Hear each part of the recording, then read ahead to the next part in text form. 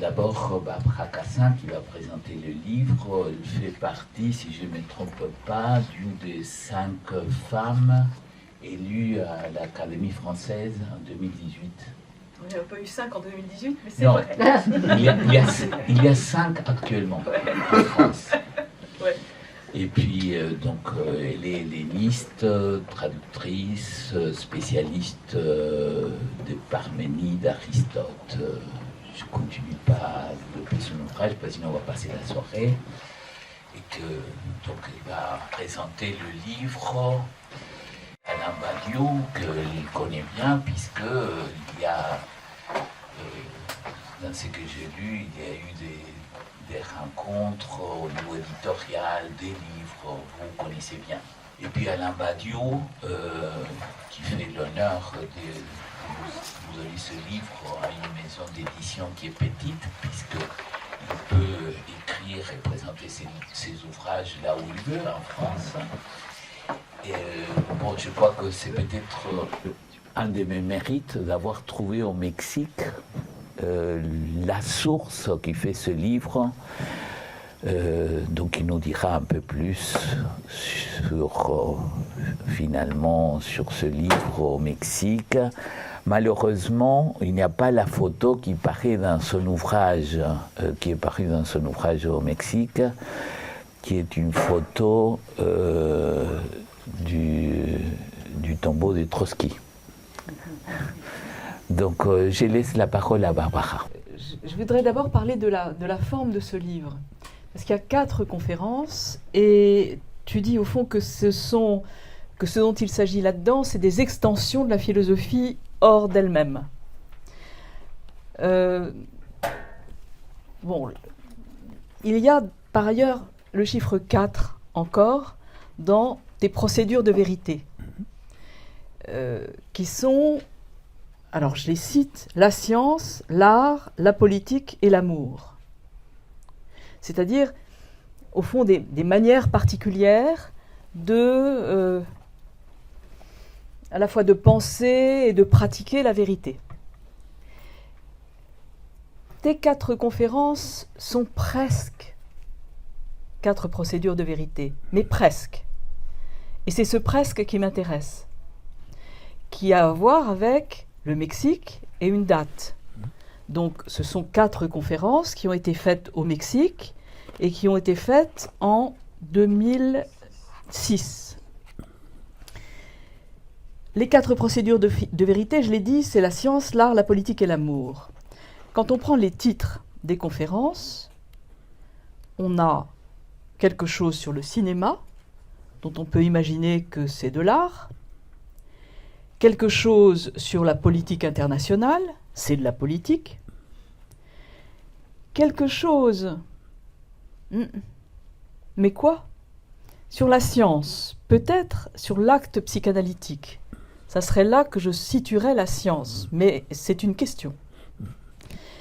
Et par rapport à l'amour, la fondation de l'universalisme, c'est un petit peu trop large ou trop étroit, comme on veut. Bon, Saint Paul, c'est, oui, too much ou pas assez pour l'amour.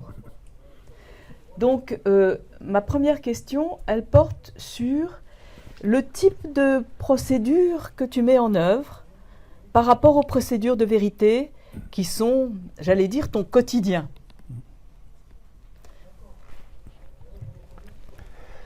Oui, en vérité, il y a quelque chose de contingent dans cette affaire qui fait entrer en scène le Mexique.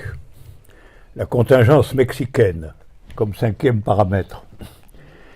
Parce que c'est précisément en prenant connaissance très rétrospectivement du fait que ces conférences avaient été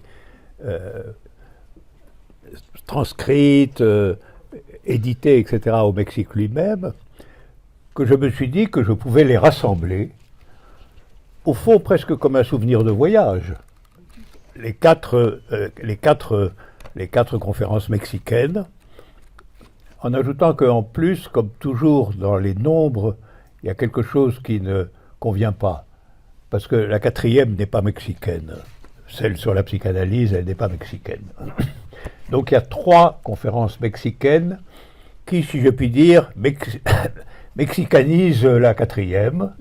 Et au fond, il est quand même vrai que finalement, ce voyage, cette présence, ce pays, et ces discussions aussi, parce que les trois conférences mexicaines contiennent une discussion par le public, qui est assez importante parfois.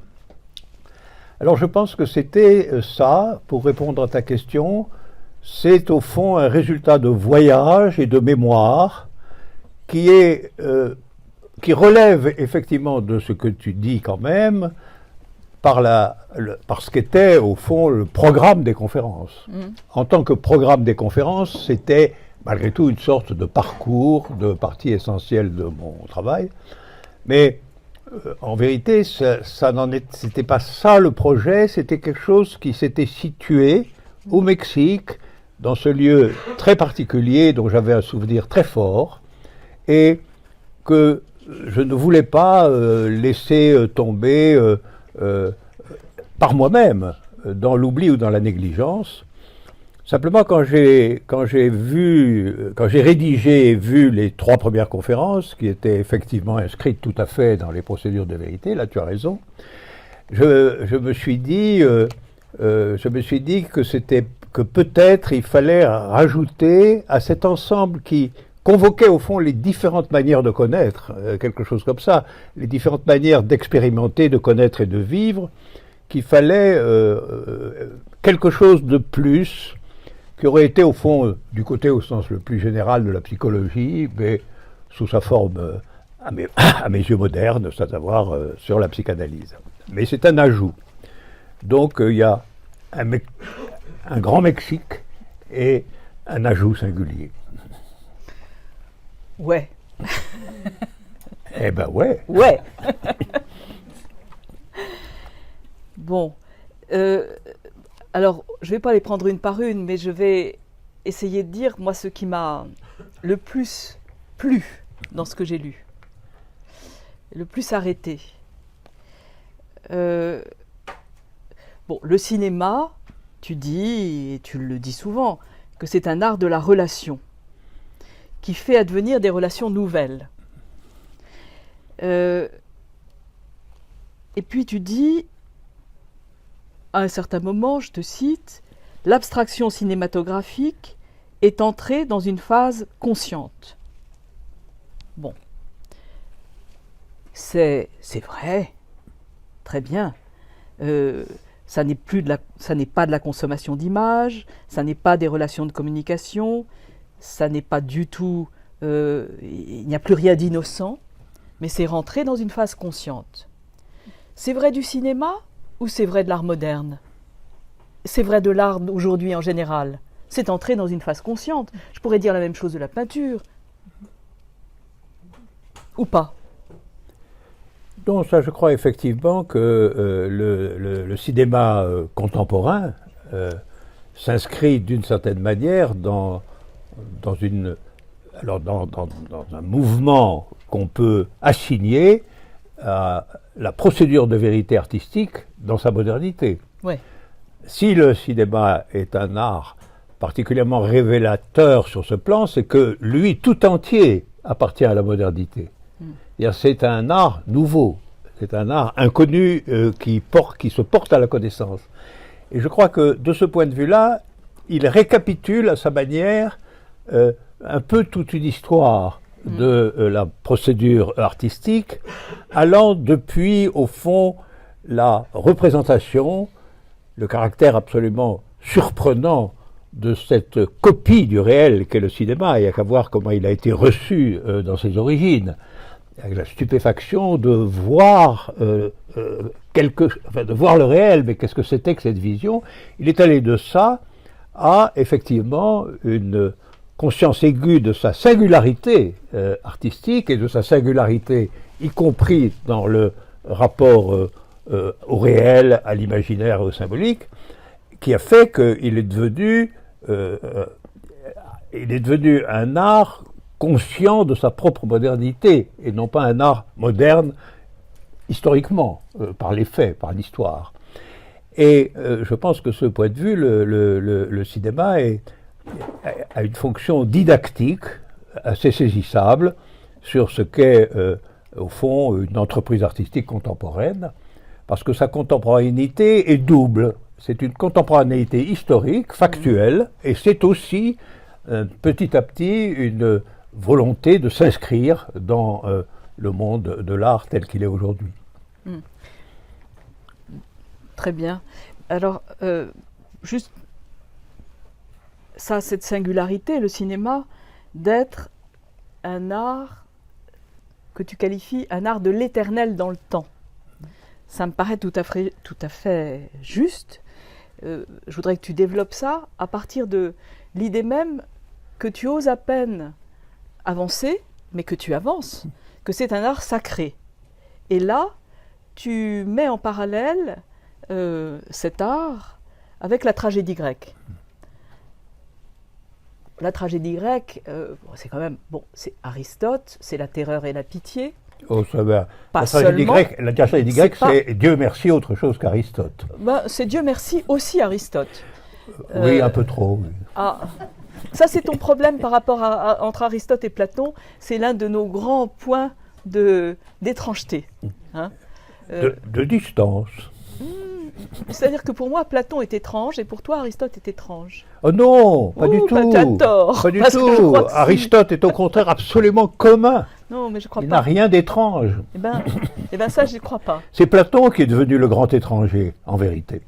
Bon, enfin, en tout cas, là, vous voyez, il y a un point qui C'est qui une ne va querelle pas de soi pour classique. nous. Hein. C'est très classique. Alors, évidemment, si on fait en plus intervenir la sophistique, là, on va se battre. Mais en restant à Platon et Aristote, ça va être soft. Voilà. Bon, pour moi, Peut-être tu peux expliquer ton point de vue. Hein. Non, je trouve qu'Aristote pour moi, il n'y a pas de plus belle phrase que la première phrase de la métaphysique. Tous les hommes désirent naturellement savoir. Je trouve ça extraordinairement beau. Et Moi, assez inexact.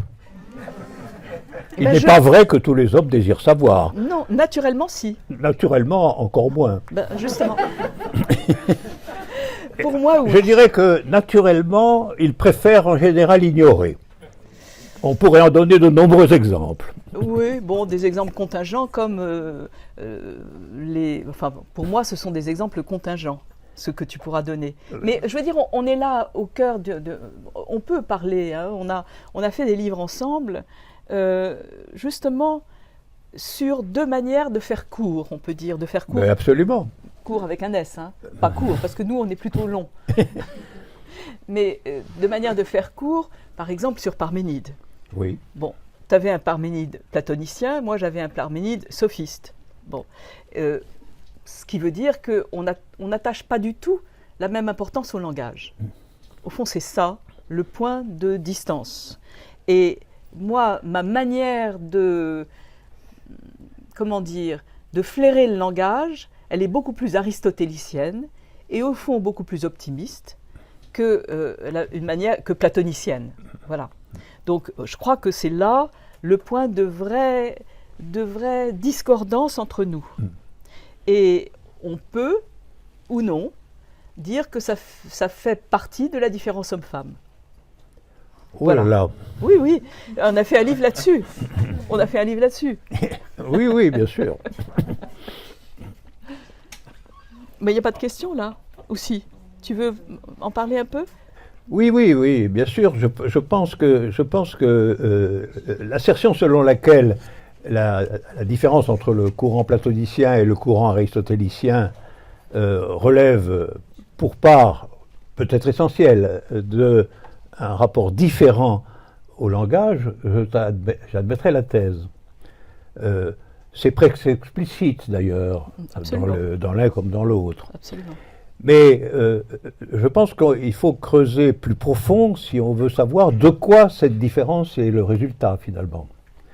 Et je pense que en réalité, il y a d'un côté quelqu'un qui sait réellement ce que est, comment existe le paramètre scientifique possible de la philosophie et qui l'utilise par l'injection qu'il fait des mathématiques dans la philosophie, et celui qui pense en réalité que la philosophie peut parfaitement se contenter de l'opinion commune, c'est-à-dire du langage.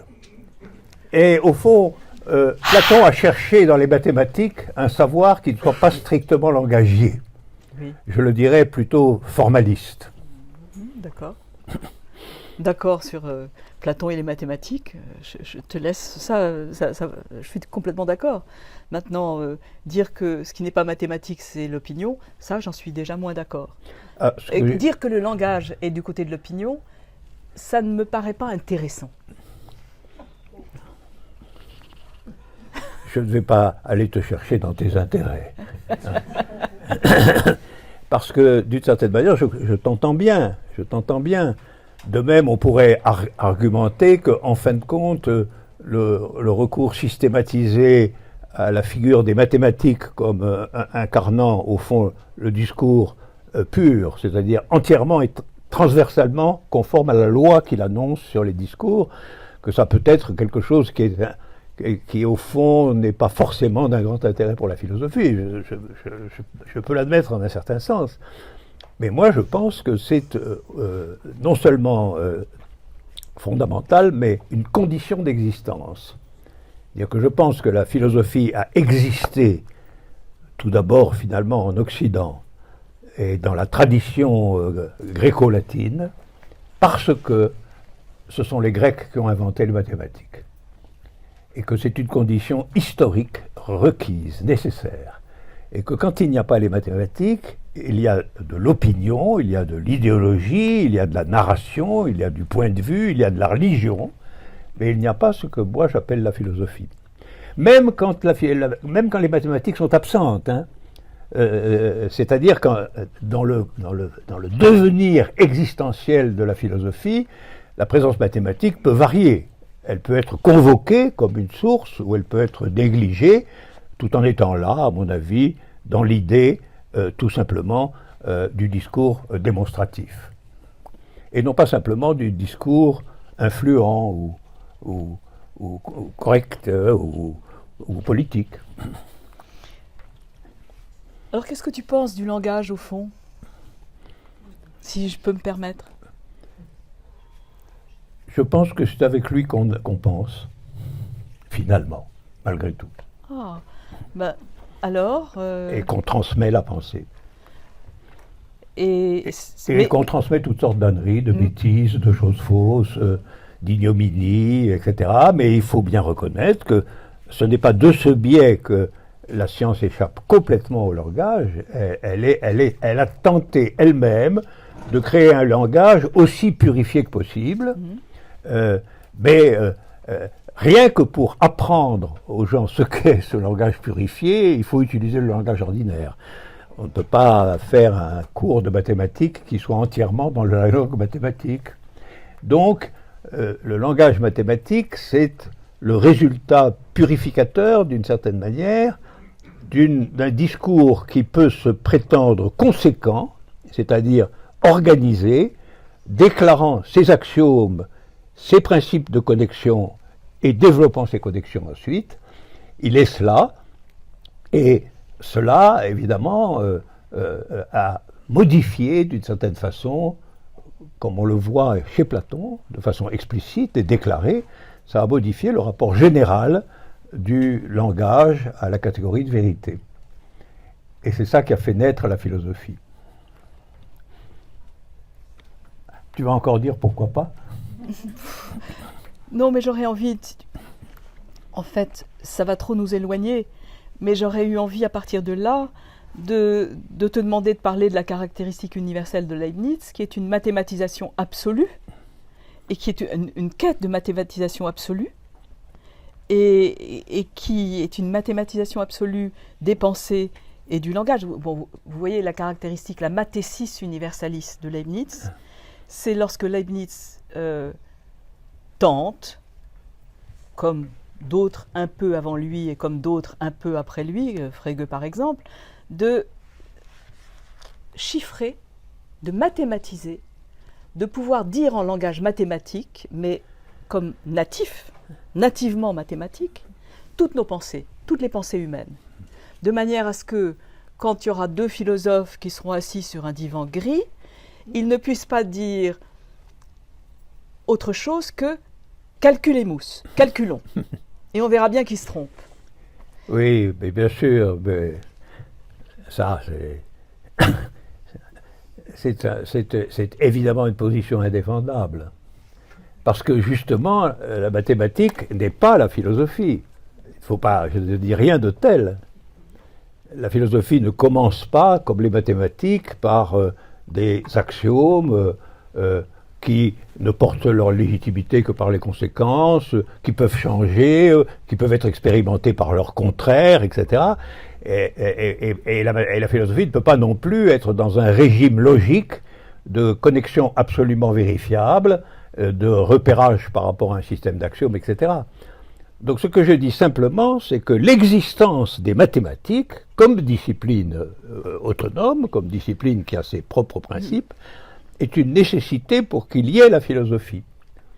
Et elle joue en particulier un grand rôle en tant que nécessité d'une philosophie qui s'extirperait progressivement de ce qui a été son autre horizon canonique et qui a été la religion.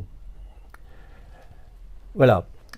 Et je pense que, d'ailleurs, il y a des philosophies qui tentent une connexion des deux, qui tentent d'être à la fois systémiques, incluant les mathématiques et proclamant l'existence de Dieu, voire celui d'une religion particulière. Je pense par exemple à l'œuvre magnifique de Malebranche. Elle est située de cette façon-là. Mais quoi qu'il se passe, rien de tout ça n'induit la disparition en quelque sorte des mathématiques dans la philosophie ou le contraire. La philosophie est une discipline autonome qui est une des conditions de la philosophie. Voilà. La mathématique est une discipline autonome, oui, qui est une des conditions de la philosophie. Oui. Oui. Bon, peut-être que il faut passer à autre chose, parce que, si tu veux, moi, mon problème, c'est que peut-être, je ne sais plus très bien ce qu'on dit quand on dit philosophie, alors que toi, je crois que tu le sais très bien. Moi, je ne sais plus très bien ce qu'on dit, et par exemple, la différence entre philosophie et pensée n'est pas si simple pour moi à faire. Et du coup aussi, la différence, peut-être même pas du coup, la différence entre philosophie et langage et pensée n'est pas si simple que ça. Il n'y a pas de partition là-dedans pour moi. J'arrive pas à partitionner les choses aussi bien que tu le fais. Et je n'en ai pas envie. Mais c'est tout. Alors si on est dans deux envies distinctes... Oui, c'est ça, je crois. Au bout du compte. Mais quand même, reprenons. Juste un petit point. Le cinéma, c'est comme la tragédie. Alors là, c'est autre chose. C'est un art du sacré. Non. Le cinéma, c'est une figure d'art qui est la seule à avoir été dépendante de la technique au point d'être une invention très tardive de l'histoire humaine. Parce que l'architecture, la peinture, le théâtre, toutes ces choses-là sont extrêmement anciennes et ont toute une histoire qui interfère d'ailleurs avec celle de la philosophie, parce qu'il y a les conditions, il y a la condition sine qua non qui est l'existence et la création des mathématiques, mais il y a d'autres conditions pour la philosophie. Et le cinéma a cette singularité d'être en un certain sens la production contemporaine artistique qui ajoute au système commun des arts tel qu'on l'a depuis l'Antiquité finalement. Et c'est pour ça qu'il m'intéresse, parce que je me demande toujours si sa position historique et incluant sa dépendance par rapport direct, par rapport au fond à l'industrie moderne, jusqu'à quel point ces éléments-là le déterminent ou ne le déterminent pas. Voilà, ça c'est une question qui m'intéresse historiquement.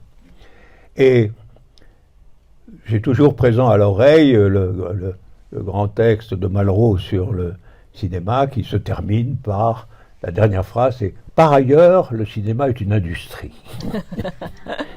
Et j'ai toujours trouvé ce par ailleurs assez admirable, quoi. Oui. Enfin, pour toi, le cinéma serait donc platonicien, c'est ça. Et à cause de son rapport au temps. Je pense que je ne l'ai pas absolument systématisé. Mais je cite. Je pense que non, que le cinéma n'est pas platonicien parce que il peut avoir au contraire l'intention contraire. Le cinéma, tenter de montrer, de porter comme ça une vision, par exemple, entièrement et violemment esthétisante ou coléreuse ou de l'expérience humaine, sans avoir à porter un jugement là-dessus. Le cinéma, comme tous les arts qui ne sont pas justement scientifiques, n'est pas une instance du jugement. C'est une instance de la monstration qui peut, comme on le sait très bien, être au contraire la monstration de façon centrale de la puissance du crime, de la puissance du pouvoir, de la vilenie, de l'horreur même. Tout ça peut faire partie des matériaux de l'art sans qu'on puisse y déceler une orientation de type platonicien ou tout autre d'ailleurs. Donc je ne pense pas que le cinéma soit un art platonicien, mais philosophique, oui, en un certain sens, parce qu'il est nécessairement une espèce de médiation imagée sur le monde. Oui, moi ça m'allait bien ce que tu dis du cinéma comme art platonicien, parce que tu le dis, le cinéma serait donc platonicien. Serait donc, oui, serait. C'est le donc et le serait qu'il faut accentuer, mais ça me va très bien parce que c'est un rapport au temps, en effet, c'est-à-dire que c'est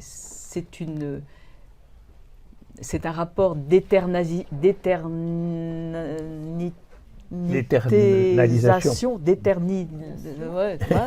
de l'instant. C'est ça.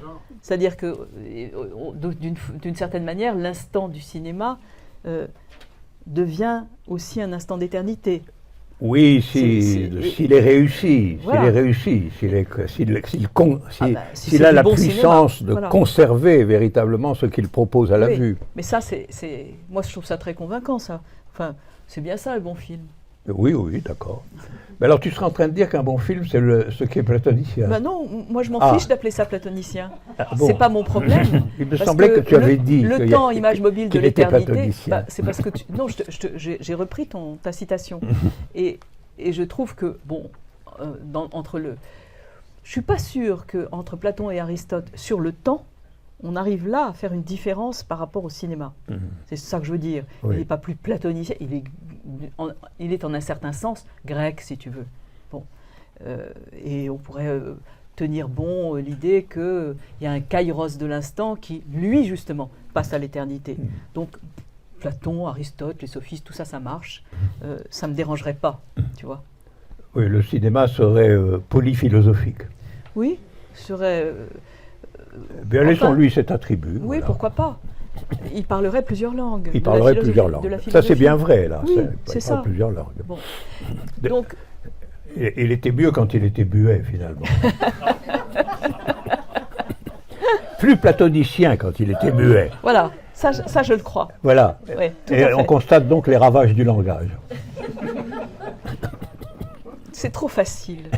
Je reconnais. C'est trop facile. Je reconnais.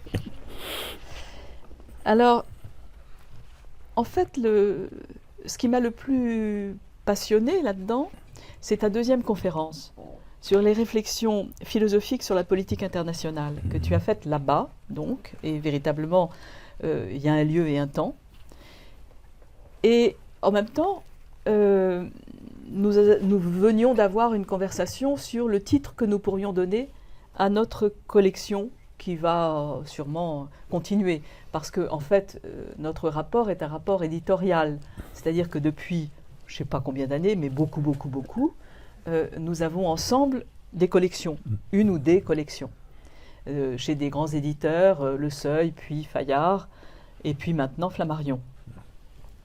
Et comme on se trimballe d'un éditeur à l'autre, à chaque fois, on a changé de titre de collection. Hein. On avait commencé par Au Seuil. J'ai même oublié. Ah ben moi Parce aussi. Ah ben non, à parce cause du Seuil. non, c'était ton titre. Bon, on l'a oublié tous les deux, c'est quand même assez grave. Le titre chez Fayard, il était à la fois banal et il disait bien ce qu'on voulait dire. C'est Ouverture avec un S. Et le titre dont nous parlions pour la collection qui n'existe pas encore chez Flammarion, c'était Désorientation. Oui. Désorientation, au pluriel, avec la possibilité de jouer comme on veut, peut-être de faire une coupure entre dé et orientation le jour où on en aurait envie. Et on n'avait pas réfléchi dé apostrophe et mais enfin, il faudra. Bon, désorientation. Et ce dont tu parles, les réflexions philosophiques sur la politique internationale dont tu parles là, et c'est ça qui m'a vraiment tout à fait passionnée, c'est, au fond, tu montres à quoi tient la désorientation. Elle est déjà là, et à quoi elle tient. Et elle tient au fait que tout le monde ne peut pas avoir un nom politique positif. C'est une phrase très importante. Est-ce que tu peux l'expliquer ? Oui, c'est-à-dire je pense que ce qui arrive à l'humanité pour le moment, dans la décomposition de son organisation antérieure, qui certes reposait sur des nationalités, comme toujours, mais qui, au fond, opposait dans le réel deux courants fondamentaux. Un se réclamant, au fond, de la République en son sens ordinaire, c'est-à-dire la figure de la démocratie à soubassement capitaliste, et l'autre se réclamant explicitement d'une transformation communiste et égalitaire. Alors, sans entrer dans ce que valaient exactement ces deux orientations, elle faisait que quiconque existait dans ce monde pouvait trouver dans ce binôme et ses variations internes de quoi considérer qu'il était, lui, le porteur, ou même le petit agent, ou le tout petit porteur, mais le porteur d'une orientation. Il y avait au moins une querelle des orientations. Alors que je pense que le monde contemporain prétend en finir avec les orientations au nom d'une catégorie, je parle là de l'Occident dans cette affaire, au nom d'une catégorie qui combine précisément les orientations, mais sans l'avoir à les distinguer, qui est la catégorie de démocratie. C'est-à-dire ce qui est demandé à tout le monde, c'est d'être démocrate. C'est-à-dire de demander à tout le monde, non pas d'avoir, de participer à une orientation à valeur collective, mais de faire ce qu'il veut, quoi. Voilà. D'être un homme libre. Ce qui est en réalité l'extinction pure et simple de la politique au profit d'un système. Et quand on analyse de près ce que sont les démocraties contemporaines, on voit en réalité, et on le voit de plus en plus, y compris en ce moment dans ce pays, on voit de plus en plus que c'est une imposture. La démocratie occidentale est une imposture.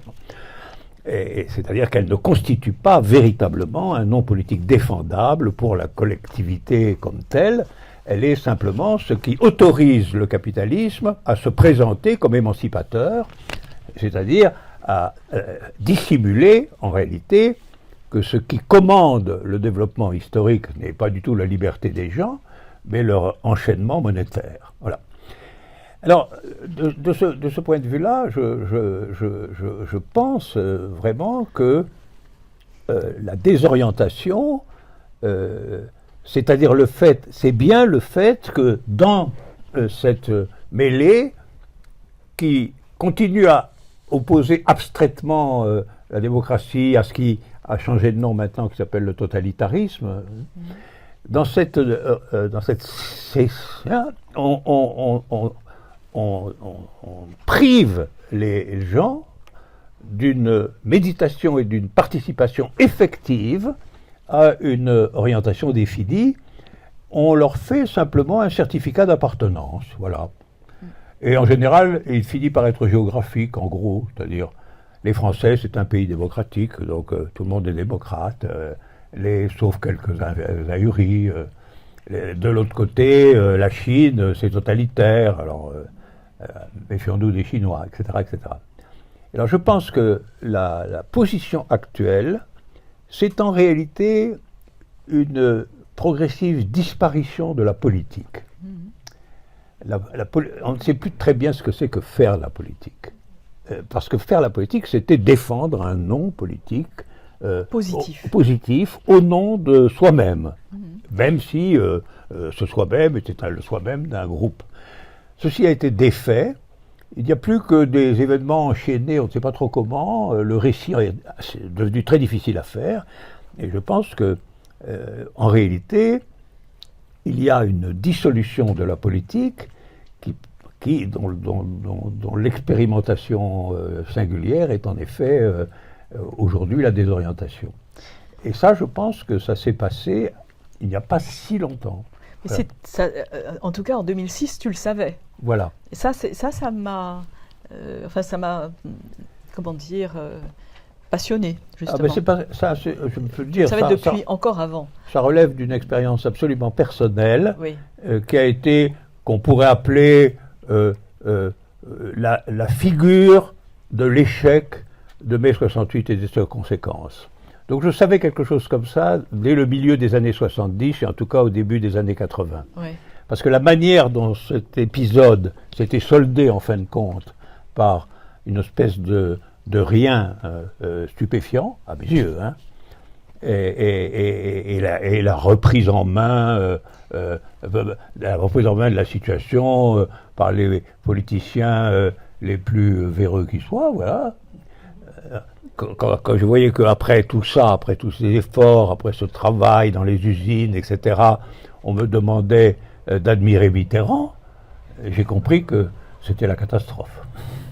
Oui, on pouvait te demander peut-être de regarder ce qui avait bougé dans la société, parce qu'il y avait quand même, enfin, moi qui ai, si j'ose dire, fait 68, c'est-à-dire qui ai commencé à comprendre, d'ailleurs qui ai commencé à voter après ça.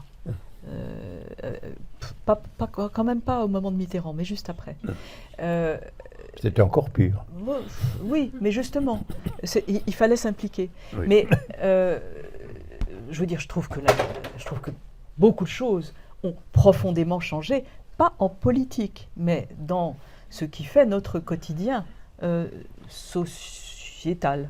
Oui, donc ça, je peux très bien admettre que la figure d'une société, de ses divertissements, de ses manières de vivre les choses, de son rapport... son existence. Voilà, peut changer, mais sans que ça veuille dire qu'on a affaire à un non politique. Absolument. Voilà. Absolument. Donc ça partait de la politique. Ça, c'est vrai.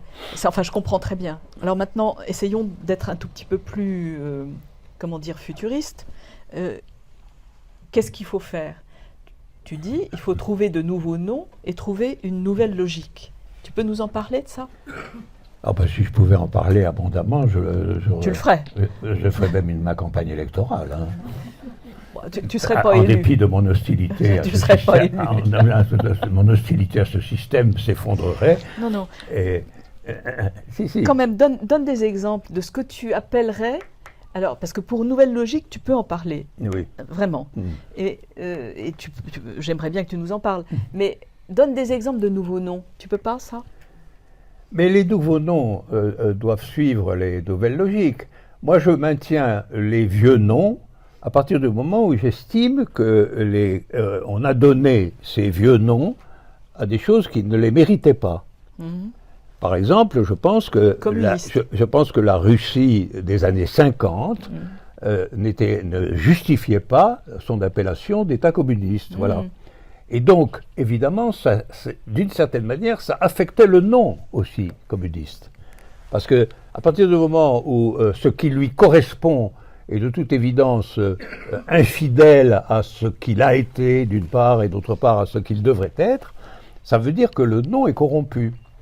Et qu'au fond, on le verra, et là, c'est absolument frappant, on le voit, il disparaît petit à petit.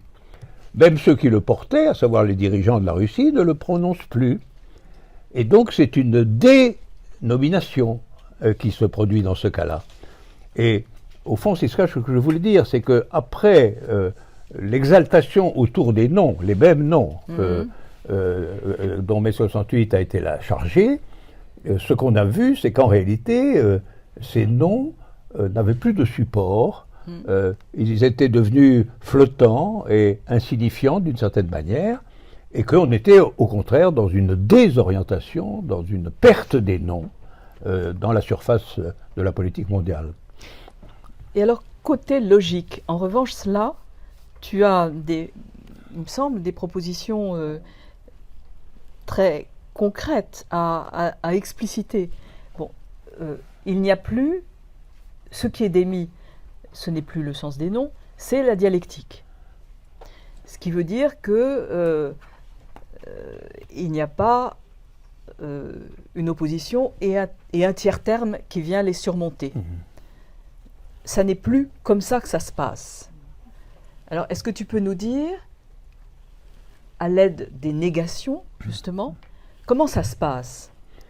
Eh bien, je pense qu'à l'heure actuelle, on est arrivé dans le règne général de l'idéologie de nos sociétés, et dans la politique plus particulièrement, à un usage finalement inopérant du langage.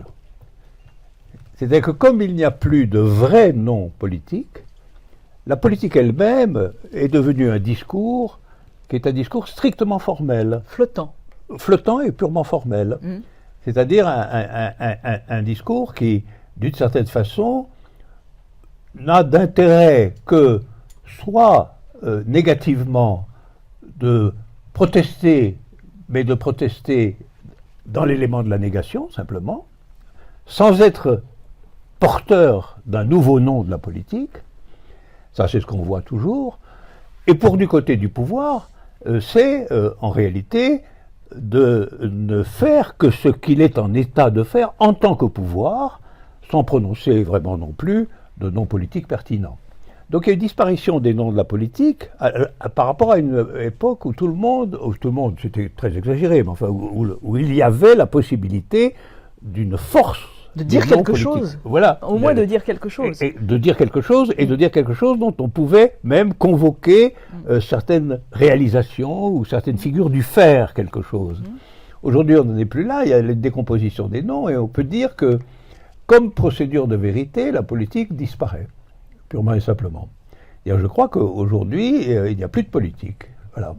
Et que la tâche est non seulement de proposer ceci, de proposer cela, de changer le gouvernement, de ne pas aimer Macron, etc. La tâche est de savoir comment on réinvente une politique véritable. Une politique véritable, ça veut dire une politique qui est autre chose que le cours des choses tel qu'il est manipulé en réalité de façon organique. C'est-à-dire la machine économique tourne, les représentants de cette machine sont représentés par ce que Marx appelait déjà des fondés de pouvoir du capital, etc., etc. Et tout ça détériore entièrement l'idée même du conflit politique.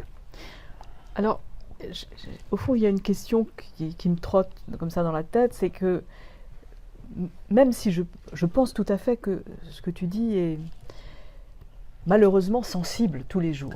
Bon. Maintenant, prenons le problème que tu peux traiter comme ça aussi, de l'écologie. Est-ce que tu ne peux pas le traiter autrement? Mais l'écologie n'est pas à proprement parler une politique, parce que c'est un thème qui demande à ce qu'il soit politisé. Oui. C'est son statut actuel.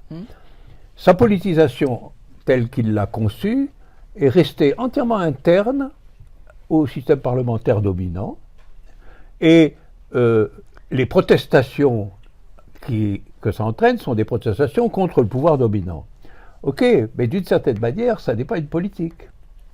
Il n'y a pas de politique écologique. il y a une écologie qui essaie de se coller à différents fragments politiques existants, mais on ne peut pas dire qu'il y a une politique écologique, parce qu'une politique n'est pas définie uniquement par ce que sont ses mots d'ordre, elle est définie par la façon de faire qui est ordonnée de façon singulière à ces mots d'ordre. Oui, tout à fait. Et donc ça ne peut pas être, elle ne peut pas être enfermée, la politique, dans une opposition stérile entre la domination des pouvoirs et des protestations creuses. Ça, c'est pas possible. Oui, évidemment, dit comme ça, il n'y a rien de possible. Mais Ah ben non, non, pas non, du tout. dit comme ça, il n'y a rien de possible pour l'écologie. Si tu la définis comme ça, et entre ces deux paramètres-là, il n'y a rien. Non, je décrivais son état actuel. Qu'il n'y ait rien de possible, c'est une autre question. Et bien alors c'est ça ma question. Qu'est-ce qu'il y a de possible? Comment dire? Est-ce que là, il y a quelque chose d'une possible nouvelle procédure? C'est peut-être possible, mais moi, ce que j'affirme et que je tente de démontrer, c'est que l'écologie sera communiste ou ne sera pas. Alors, mettons une écologie communiste, vas-y. Eh bien, l'écologie communiste, c'est une écologie qui véhicule un souci de l'espèce humaine aussi, hein, et non pas simplement du devenir du monde où vit l'espèce humaine. Et cette figure de l'espèce humaine doit être validable à partir du moment où on constate qu'il règne une véritable égalité. Alors si on appelle communisme la politique qui a comme norme principale l'égalité de tout le monde, l'égalité des êtres humains en général, je pense que c'est le seul milieu dans lequel on puisse rendre active l'écologie, en tant précisément qu'elle démontre, l'écologie, que ce qu'elle décrit, ce qu'elle critique, ce qu'elle propose, concerne en effet, elle ne cesse de le dire, l'humanité tout entière.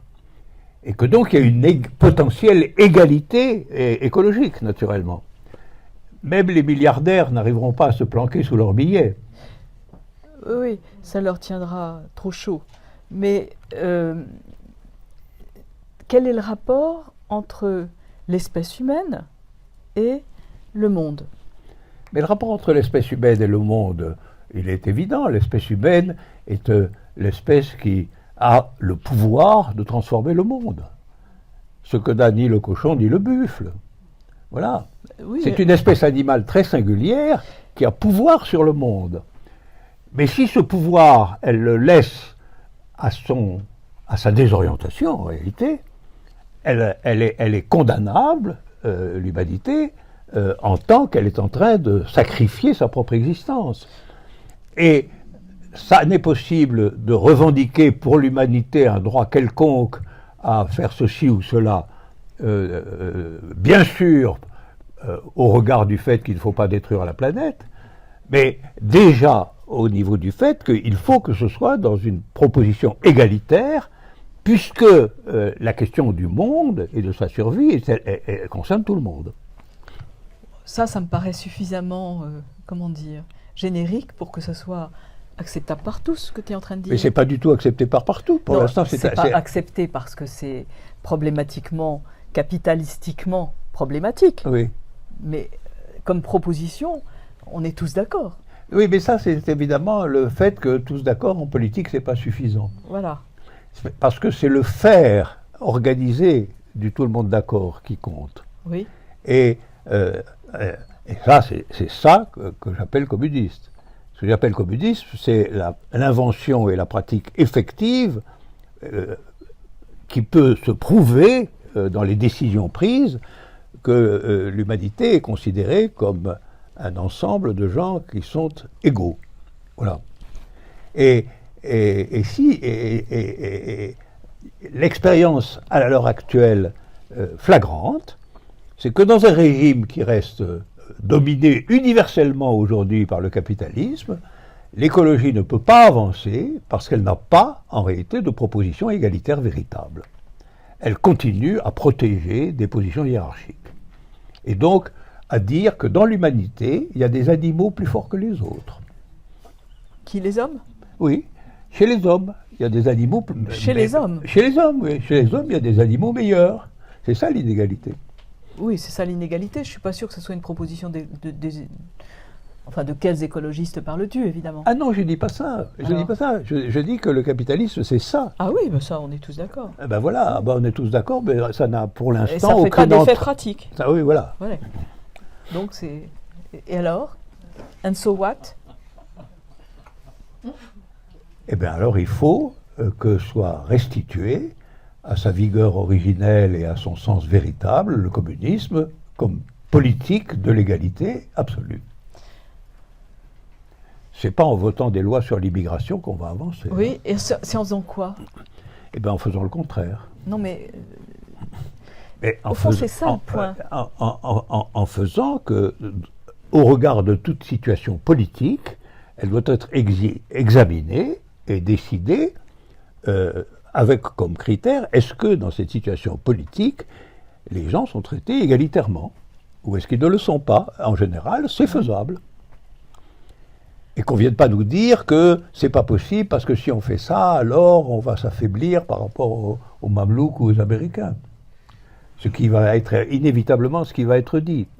C'est-à-dire le régime qui adopte la concurrence en la reportant du niveau de l'égalité générale des hommes à des sous-ensembles, en généralement nationaux. Et ça demeure l'obstacle de toute positivité dans les politiques, quelles qu'elles soient. Et si on prend... dans la revendication féministe, il s'agit immédiatement de l'égalité comme telle. Donc, après, on peut discuter de ce sur quoi ça porte. Qu'est-ce que c'est que l'égalité dans la différence? Qu'est-ce que c'est que l'égalité? Ça ne veut pas dire que tout le monde est pareil. Hein. Ça veut dire que justement, il faut savoir traiter les différences dans l'élément de l'égalité. Mais dans l'écologie, c'est beaucoup plus difficile à saisir. Mais on peut démontrer la même chose.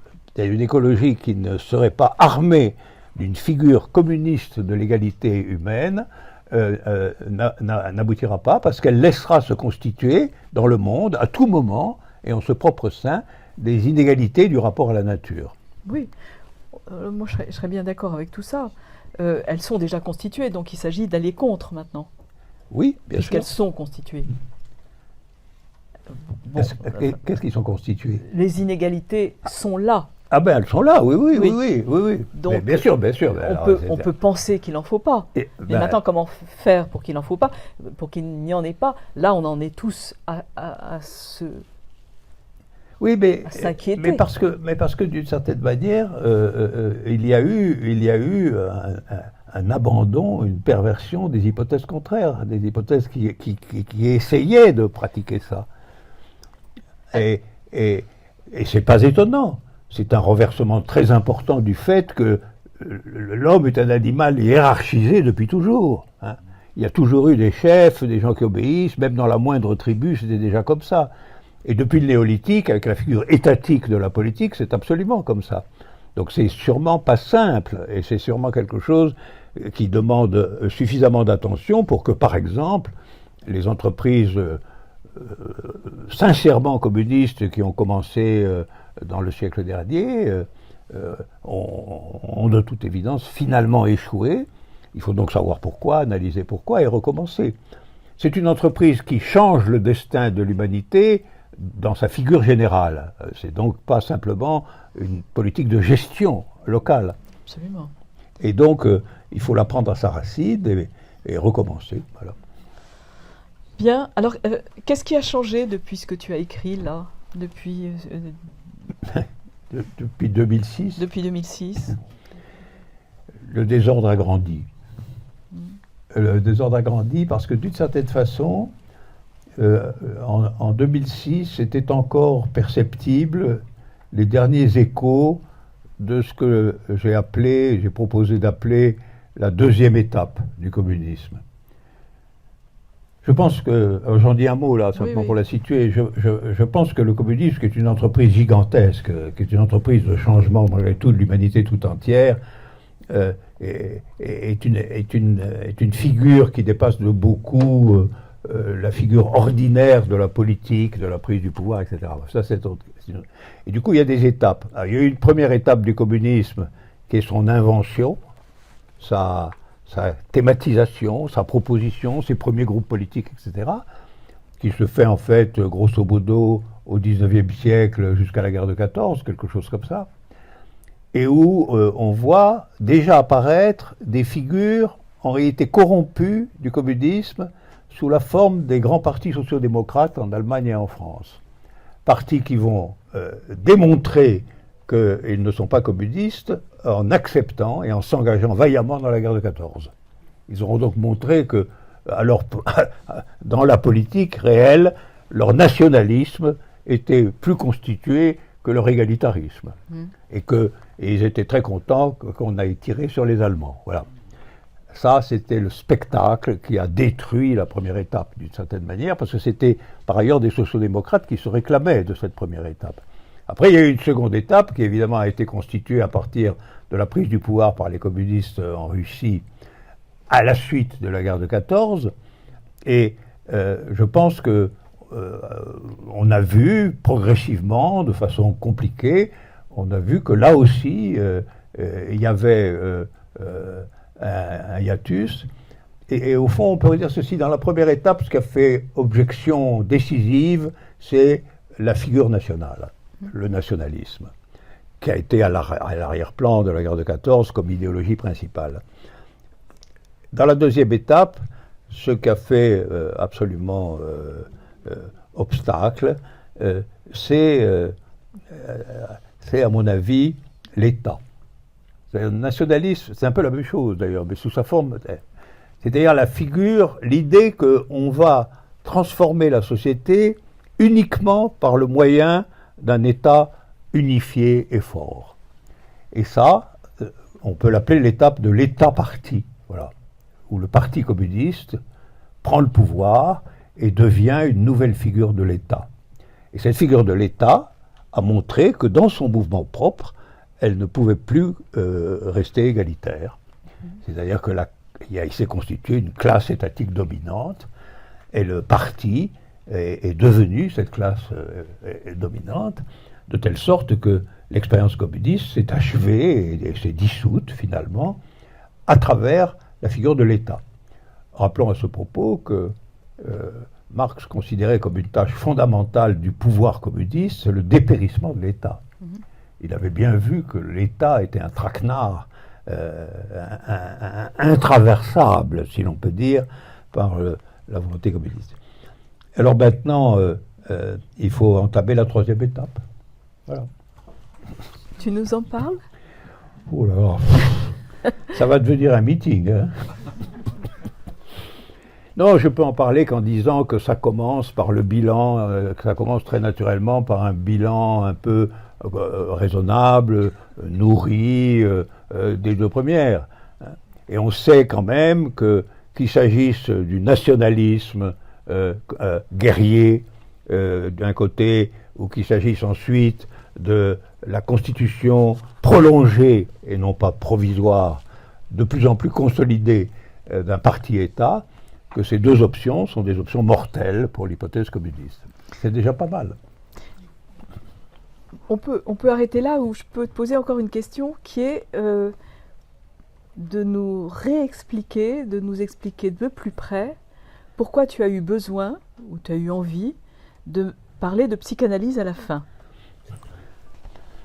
Eh bien, pour la raison suivante, c'est que je me suis dit, les 4 textes parlent finalement de la politique, de la politique internationale.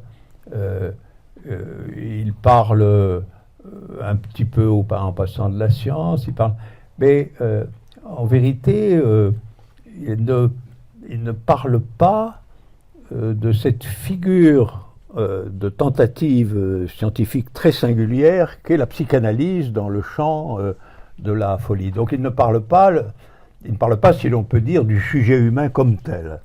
Il parle des non-politiques du sujet, il parle des œuvres du sujet, mais finalement le sujet, qu'en est-il du sujet? Et il m'a semblé que c'était intéressant de revisiter la psychanalyse pour compléter ce tableau. Voilà. Et alors, ça nous apprend quoi? Ah, alors là, tout ce que la psychanalyse a pu apprendre sur la constitution, le devenir du sujet humain comme tel, la manière dont il s'attribue ou ne s'attribue pas les noms, son rapport constitutif au langage, etc., etc. C'est-à-dire tout ce qu'est l'animal dont les 3 textes précédents ont parlé. Ce qu'il est en lui-même, comme système de possibilités. Tu dis alors, est-ce que c'est pour rire que tu dis le divan s'est substitué au divin? C'est pas vraiment pour rire, parce que je voudrais rappeler que les religions, et particulièrement la religion chrétienne, ont été extrêmement attentives aux méandres du sujet singulier, extrêmement. Alors c'était pour le contrôler le mieux possible, mais c'était aussi par un examen minutieux qu'on retrouve chez ces théoriciens des passions de l'animal humain, de ses chances, de ses attributs, avec évidemment à l'arrière-plan, contrairement à la psychanalyse, qu'est-ce que là-dedans il y a de bien et qu'est-ce qu'il y a de mal. C'est-à-dire c'était distribué selon la valeur. Mais il y a eu dans le sujet tel que le voyaient les grandes religions modernes, le christianisme le premier, il y a eu une centration sur les différentes figures possibles de sujets, et à partir de quel moment elles étaient anormales, excusables, non excusables, qui est très frappant. Et après tout, quand un chrétien entrait dans la petite caverne où il allait raconter ses méfaits au curé, c'est une petite figure inaugurale pour la psychanalyse. Et parce que par ailleurs, le curé qui était là essayait d'orienter tout ça dans le sens d'une excuse, dans le sens dans le sens comment on pouvait faire, comment le chrétien qui était là, comment il pouvait faire autrement, comment il pouvait abandonner ses passions mauvaises, etc. Alors là, il avait un registre particulier pour ça. Mais formellement, il y avait quelque chose qui préparait une psychologie qui est à la fois une théorie générale du sujet humain et une thérapeutique. Et cette alliance entre le pardon thérapeutique du péché à la condition qu'il ne recommence pas et la guérison psychanalytique, elle est évidente. C'est une parenté formelle, hein, mais c'est une parenté. Alors quel est le rôle de l'angoisse dans tout ça? Le rôle de l'angoisse, c'est que si le sujet est angoissé, c'est qu'une vérité le travaille, une vérité de lui-même le travaille. Et ça vaut pour tous les registres? Non, ça ne vaut pas absolument pour tous les registres, mais ça vaut lorsque le sujet est justement pris dans une figure de désorientation singulière à laquelle il n'arrive même pas à donner un nom. Est-ce que justement notre temps est un temps d'angoisse? Je pense qu'il le devient progressivement, oui. Je pense qu'il est en train de le devenir et que ça fera surgir, je l'espère, et une deuxième étape de la psychanalyse qui a été amorcée à mon avis par Lacan, et une troisième étape du marxisme. À ce prix-là, on sauvera pas mal de gens. On va s'arrêter là. Bien.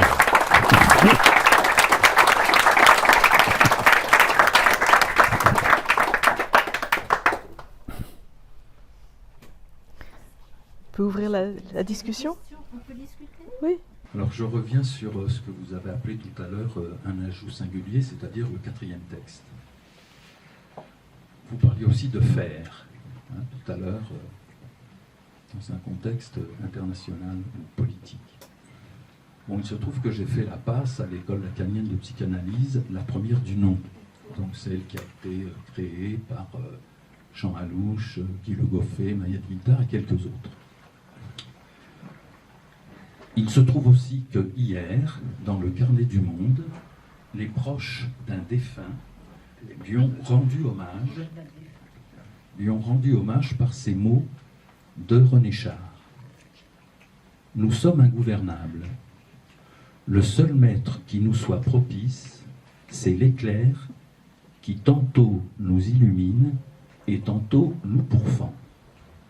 Et je crois que la passe, c'est une succession d'éclairs pourfendeurs, mais il est vrai que le candidat peut s'arrêter dès que cet éclair-là se présente. Alors je termine simplement par un petit écho sur les dernières lignes de votre texte, où vous dites « pour tout vous avouer », bon, donc il y aurait là un aveu. À la seconde lecture, j'ai vu se dessiner la figure de Jacques-Alain Miller. Quand vous en appelez un très talentueux psychanalyste, il me semble qu'il n'y en a jamais qu'un par demi-siècle, pas plus, mais je ne dirais pas que c'est Jacques-Alain Miller.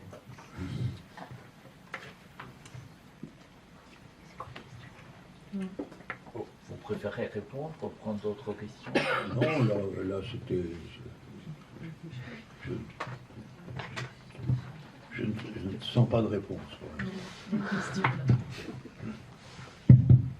Oui, j'aimerais bien un petit peu entendre sur l'événement, sur l'événementiel, parce que ça concerne la psychanalyse, et puis bien sûr vous en avez parlé, et je trouve que là, ça serait bien qu'on en reparle un petit peu sur la question de l'événement. Oui.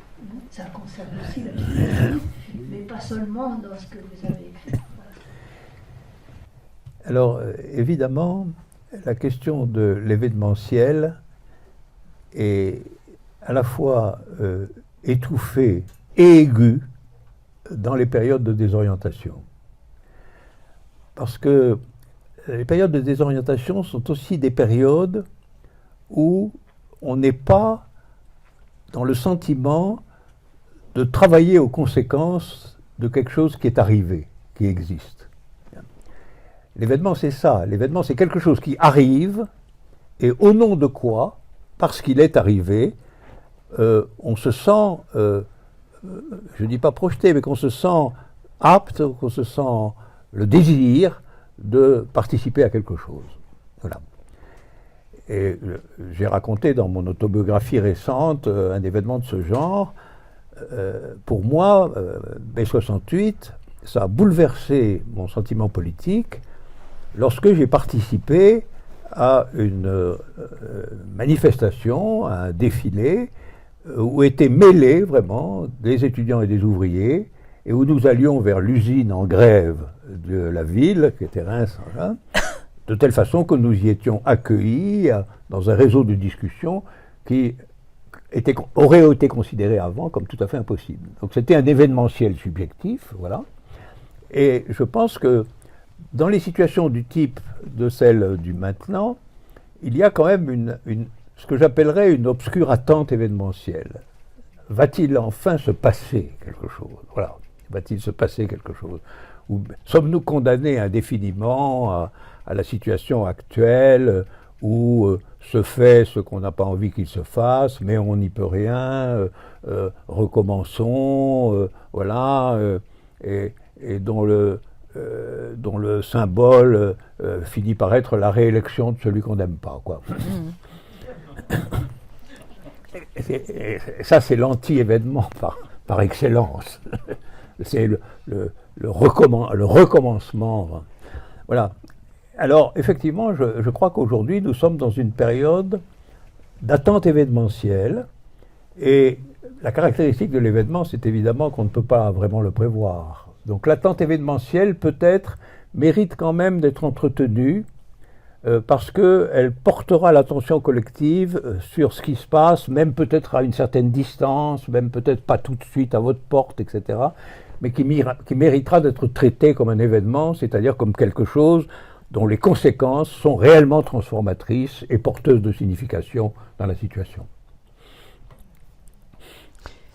Quel est l'événement politique le plus récent pour toi? Qu'est-ce qui a fait événement récemment en politique? Récemment, Oui. la désorientation remonte à loin. Hein. Mhm. Et c'est pour ça que je pourrais citer que des choses comme celles que je viens de citer là. Mhm. Il y a des choses qui remontent, pour ce qui est de notre histoire. Oui. Je ne connais pas l'histoire de tout le monde, mais pour ce qui est de notre histoire, pour des choses qui remontent quand même aux années entre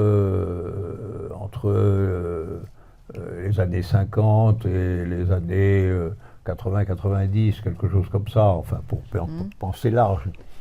Depuis, on s'enfonce progressivement dans une espèce de stagnation mouvante, comme ça, où se passent des choses qui sont à la fois répétitives et auxquelles on s'oppose, mais sans avoir l'idée adéquate de cette opposition.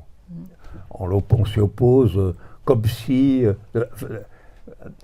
vous comprenez, le problème de la politique, c'est qu'elle ne peut pas se satisfaire de la négation.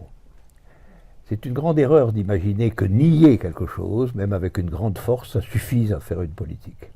Une politique doit proposer autant qu'elle nie. Et elle doit même faire une proposition interne à la négation. Et quand ce n'est pas le cas, on a des protestations tout à fait légitimes, on a des négations importantes, on a des colères même, mais tout ça reste à un niveau encore infrapolitique. Oui, c'est ce que tu appelles des non positifs. Oui, Il voilà. faut des non positifs. Des négativités positives, Oui. absolument. Je pense que c'est le propre de la politique. C'est d'ailleurs au fond ce qui a été appelé révolution.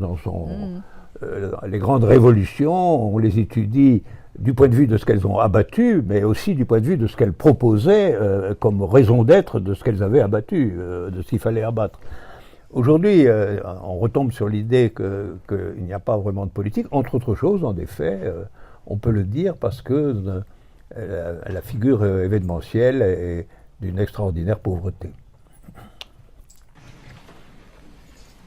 À propos de... Vous parliez... Attendez, on vous passe le micro.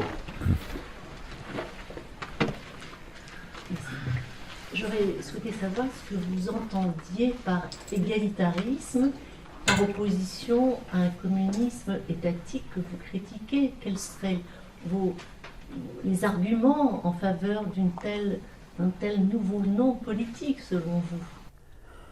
Bien, je pense que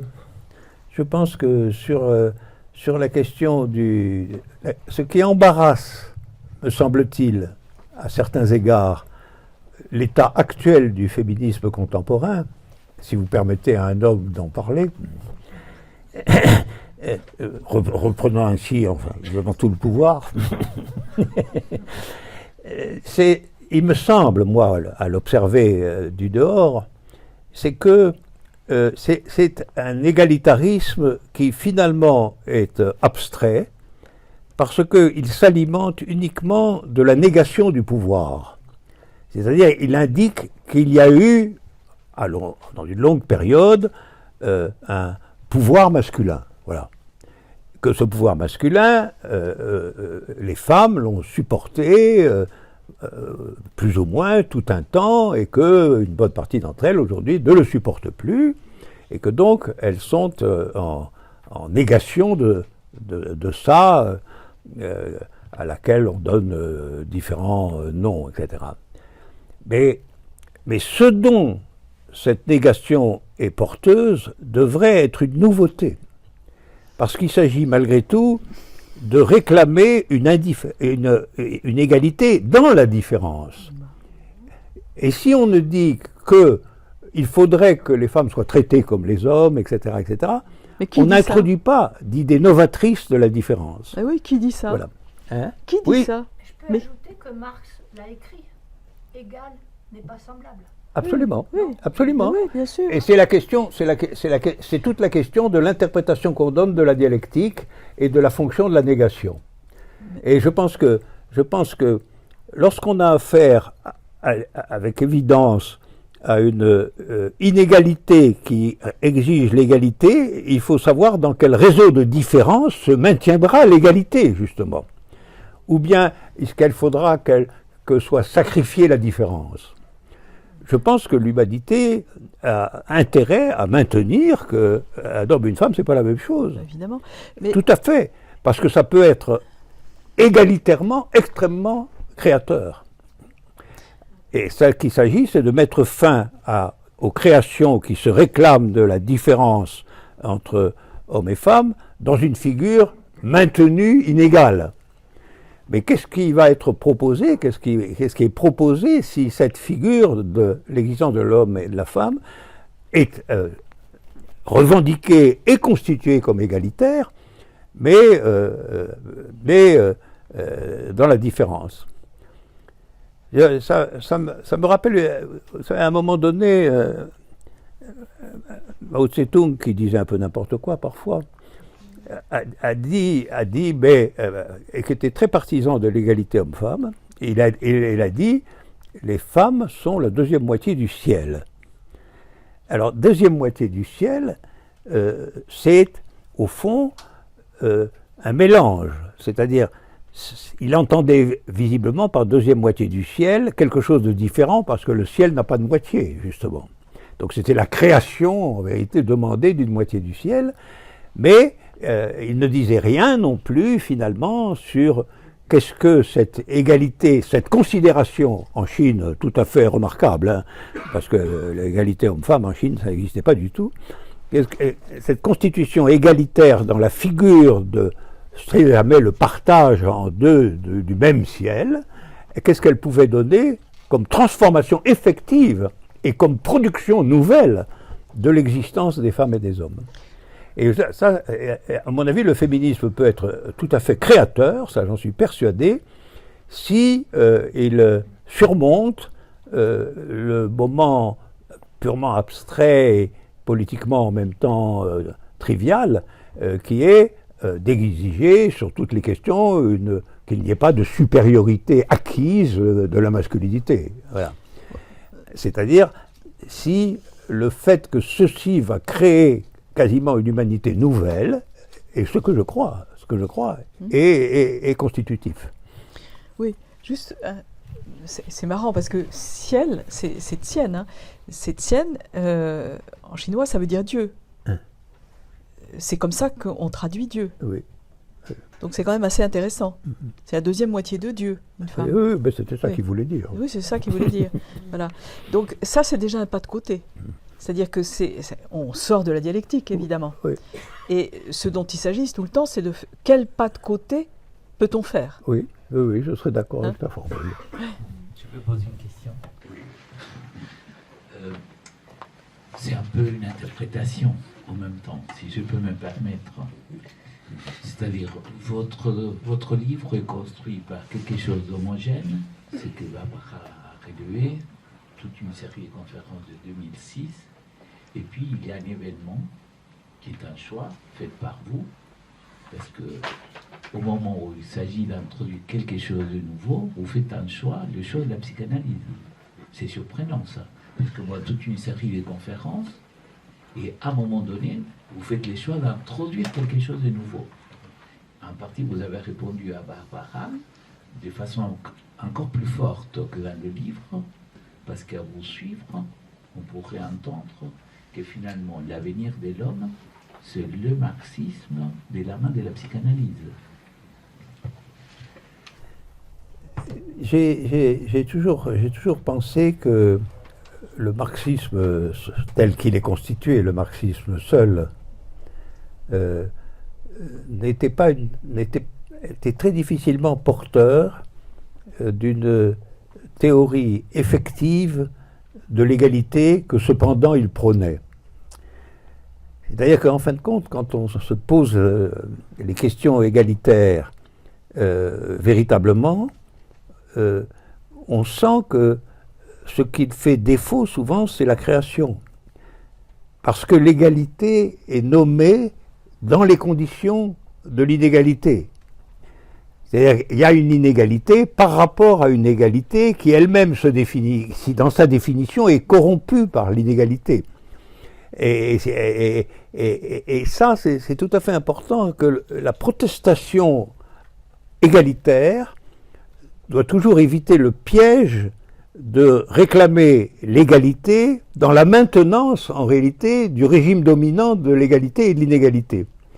Autrement dit, si on reprend le même exemple, l'égalité des femmes et des hommes, c'est quelque chose qui doit proposer une nouvelle figure de l'humanité tout entière. C'est pas simplement le contentement des femmes à pouvoir faire à peu près la même chose que les hommes. C'est beaucoup plus que ça. Et c'est ce que les contradictions les plus importantes de l'existence humaine sont porteuses de ça. Elles sont porteuses du fait que, bon, le moteur des choses va être très chargé de négation. C'est la même chose dans les révolutions, dans les émeutes, etc. Mais si on croit que l'obtention par la négation de ce qu'elle demande apparemment, à savoir par exemple, qu'on nous tape pas dessus, ou égalité des salaires même, ou des choses comme ça, on va rester dans le vieux monde. Et il y aura par conséquent réapparition d'une nouvelle forme de l'inégalité, et plutôt qu'une égalité véritable. Et donc moi je pense que toute la question de l'égalité est fondamentale, et c'est pour ça que jusqu'à présent les politiques, même les mieux armés pour ça, finissent par échouer dans le long terme du point de vue de l'égalité et de sa caractère créatif.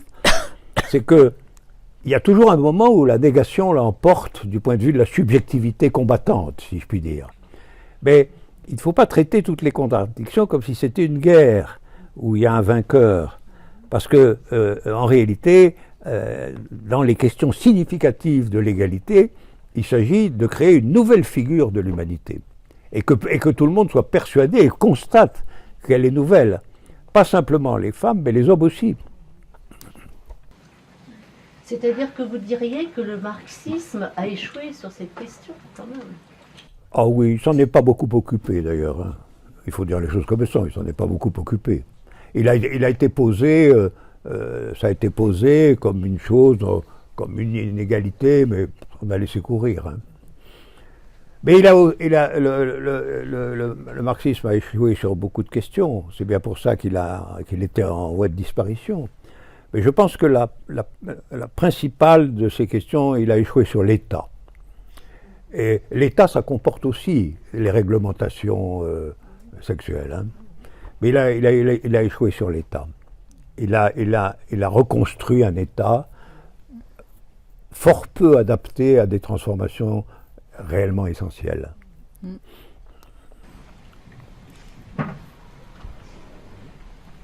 Alors c'est là. Il y a quelqu'un là-bas. Ah, alors.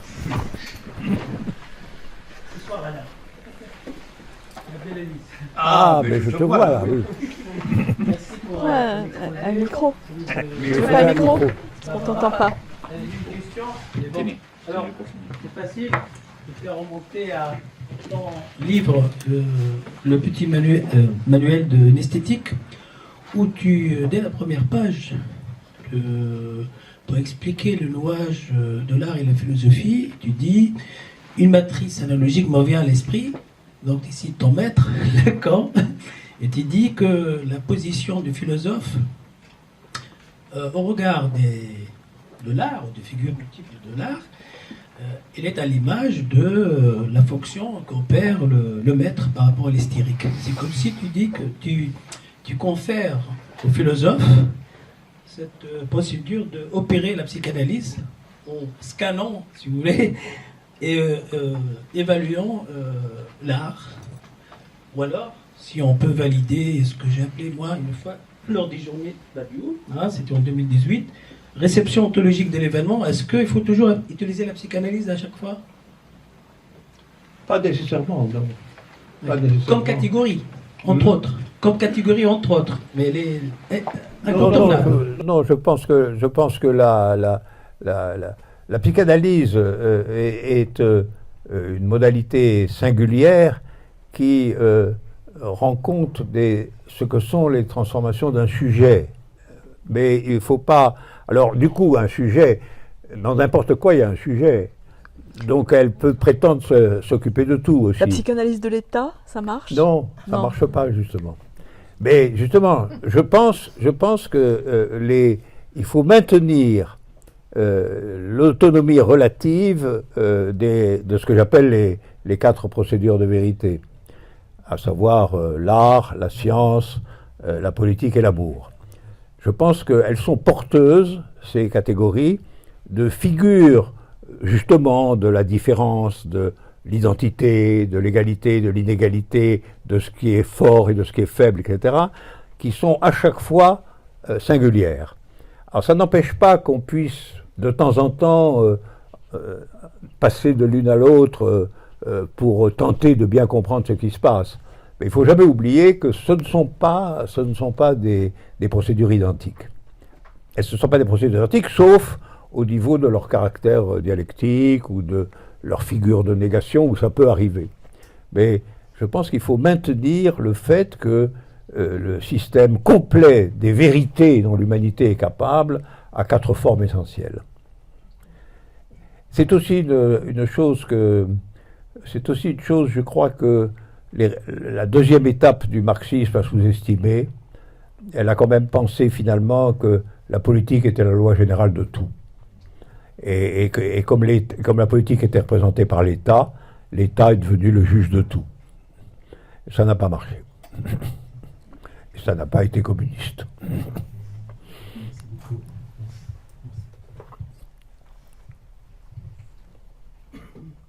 Peut-être on peut s'arrêter là, non? Le président propose d'arrêter là. Alors, si l'Assemblée est d'accord.